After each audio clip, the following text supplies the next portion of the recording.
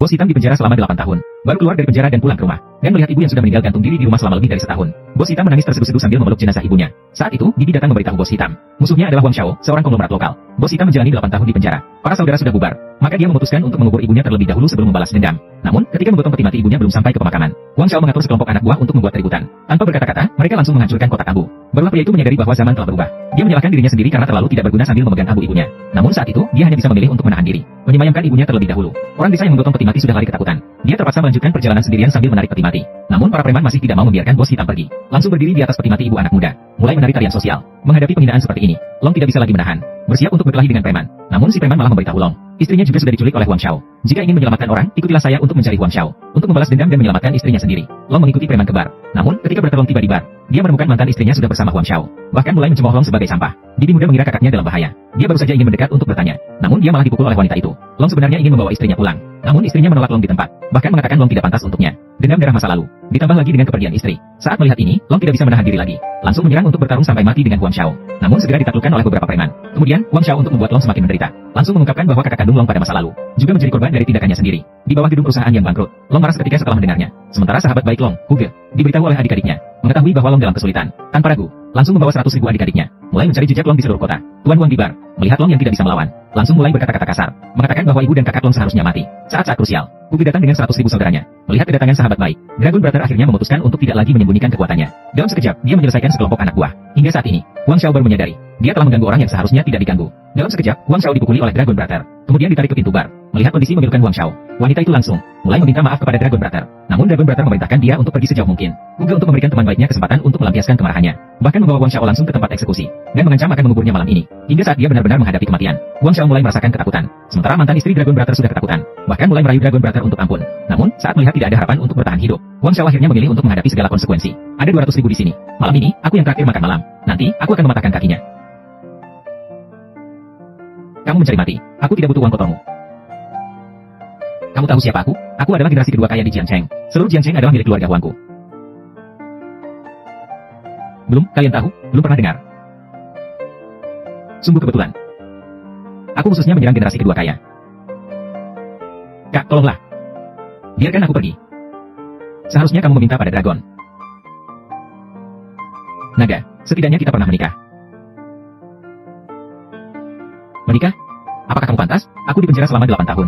Kamu, pernahkah kamu merawat ibuku? Dengan wajah apa kamu mengatakan dia istriku? Iya, itu salahku. Aku yang salah. Mempermainkan seorang wanita. Kemampuan macam apa ini? Baiklah, ada banyak dari Anda. Aku mengakuinya. Ceritakan, bagaimana cara melepaskan kami berdua? Baiklah, hari ini aku akan memberimu pelajaran. Memberitahumu, jangan terlalu sombong di masa depan. Selalu ada yang lebih hebat.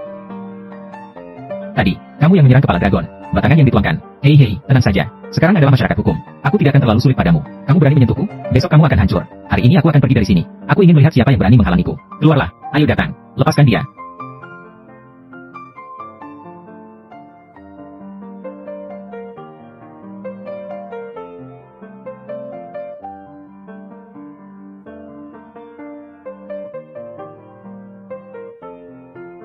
Kakak, tolonglah. Siapa tadi yang memukulku? Ingatlah, namaku Li Xiaolong. Nanti ketika kamu melihatku, panggil aku Dragon Brother. Pergi ke sana. Seharusnya aku menembakmu. Kamu masih tidak puas, kan? Anak harimau, dia datang. Senang, kan? Menyerah. Dragon Brother, jangan pukul lagi. Kalau tidak, akan ada masalah. Tidak apa-apa, aku tahu batasnya. Dragon Brother, kan? Aku salah. Biarkan aku pergi. Tadi kamu tidak ingin mengajakku minum? Aku akan mentraktirmu minum juga. Li Xiaolong, kamu belum selesai, kan? Kamu tidak ingin pergi, kan? Aku sudah cukup sabar denganmu. Jangan terlalu sombong. Aku suka bermain dengan orang kaya seperti kamu. Dengarkan baik-baik. Minum ini. Aku, si Dagon, akan membuatmu pergi seperti yang kukatakan. Kentut. Aku akan bertarung denganmu. Lepaskan aku atau aku akan membunuhmu. Buka mulut Wang Xiao untukku.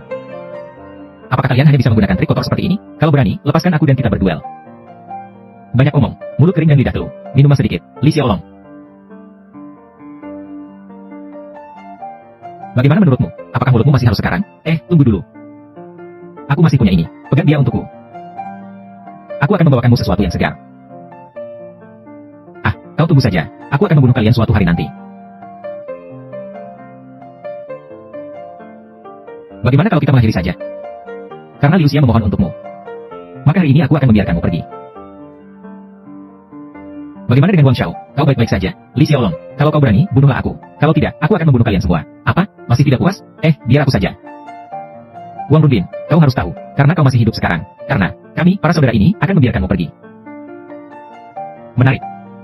Banyak orang membuli orang sedikit. Keterampilan apa yang Anda miliki? Bukankah kamu juga begitu sebelumnya? Ini disebut balas dendam. Kentut. Jangan coba tipu saya. Saudara Long telah menunjukkan belas kasihan. Jangan malukan dirimu sendiri. Aku sebenarnya ingin bersabar. Tapi kamu mulai duluan. 8 tahun ini, aku membuat 3 janji pada diriku sendiri. Pertama kalinya aku mendengar seseorang meminta aku memanggil orang. Tidak boleh ada yang membuli istriku. Bagaimana denganmu? Bagaimana denganmu? Kamu menggoda istriku. Jangan lihat aku dengan tatapan seperti itu. Bos panjang. Masih tidak puas? Tidak puas. Baiklah, ayo, lepaskan dia. Aku memberimu kesempatan. Menelepon seseorang. Kamu yakin? Bukankah kamu bilang banyak orang membuli orang sedikit? Menelepon seseorang. Baiklah, jangan menyesal. Saya telah berada di Jiangcheng selama bertahun-tahun. Ini adalah pertama kalinya saya mendengar seseorang meminta saya untuk menelepon seseorang. Hai saudara panjang.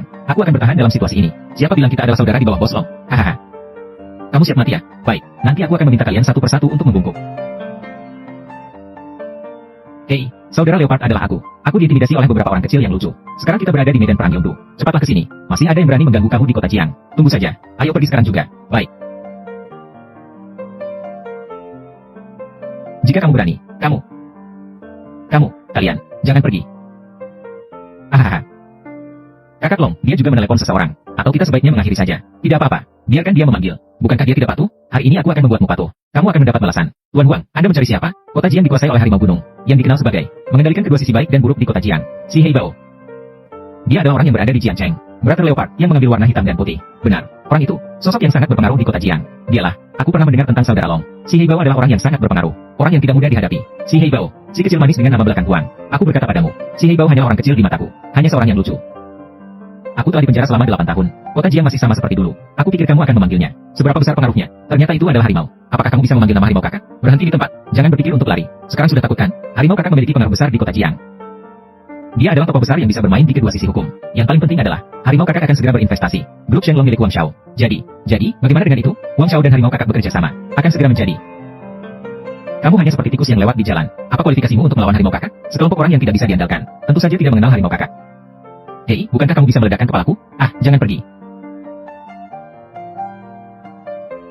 Kamu tidak benar-benar berpikir telah mengganggu Wang Xiao, kan? Pasti akan mendapat akibat buruk. Dan kamu memanggil sekelompok orang ini untuk apa? Nanti harimau kakak akan datang. Aku akan membiarkan kalian semua selesai bermain. Apa yang sedang kamu lakukan? Berhenti. Kalian tidak ingin berurusan lagi? Siapa yang tidak tahu diri ini? Menyakiti Wang Xiao. Hei, saudara Bao. Akhirnya kamu datang juga. Siapa yang menyentuh kepalamu? Kak, dia ini, si kecil imut. Masih berani menyentuhku. Sekelompok anak kecil imut. Kak, dia juga bilang. Bahkan Anda ikut campur.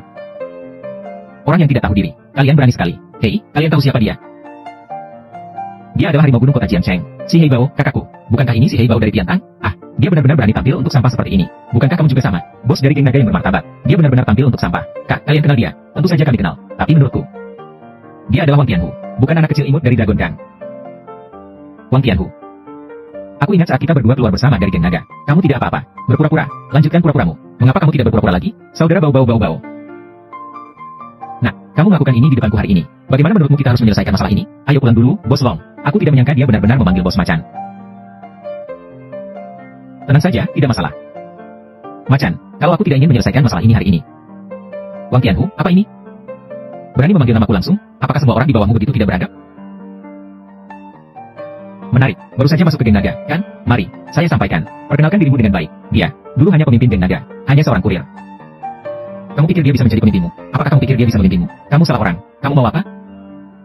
Wang Tianhu, bagaimana kamu bisa menjadi begini? Semua orang bisa meminta bantuanmu. Kamu benar-benar tidak berharga. Nah, sekarang berlututlah di depanku. Biar aku patahkan dua kakimu. Hari ini biarkan saja berlalu. Tidak dengar. Bauge memerintahkanmu untuk berlutut. Sekarang berlututlah dengan jujur. Cepat, minta Bos Macan bertindak. Biarkan kedua kakinya patah dengan tajam. Menyesalkan? Aku berkata padamu. Menyesal tidak berguna. Di dunia ini tidak ada obat penyesalan yang dijual. Aku membuatmu tergila-gila padaku.